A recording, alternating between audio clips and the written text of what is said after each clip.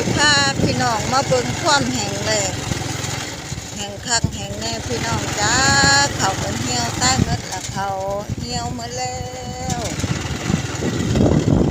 ฟังดิถุงให้ถุงหน้าแห้งคือดินไงงอกอยู่พี่น้อง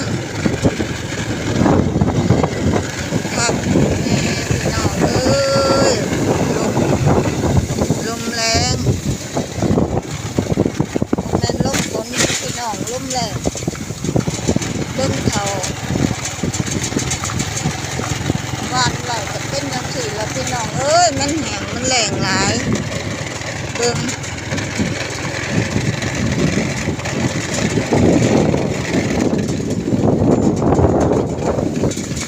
วานเขาก็บ่โอ้ย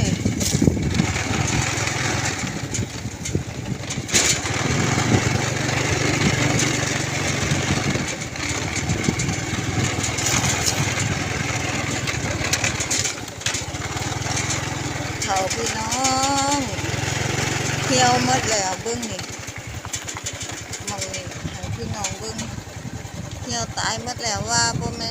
ม่นว่าบ่มีเขาเด้อพี่น้องมีอยู่เด้อเขาแต่ว่ามันเหี่ยวไหม้หมดล่ะไหม้หมดแล้วพี่น้อง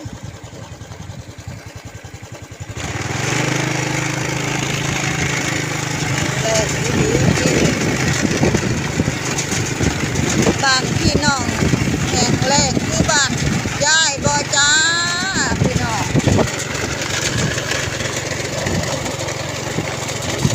เป็นบ้านยายแห่งแรกครับพี่น้องจ้าพาพี่น้องเบิ่งบรรยากาศเบิ่งวานเขาก็บ่คือพี่น้องเป็นจังซี่ล่ะพี่น้องเอ้ยมันแห้งหลาย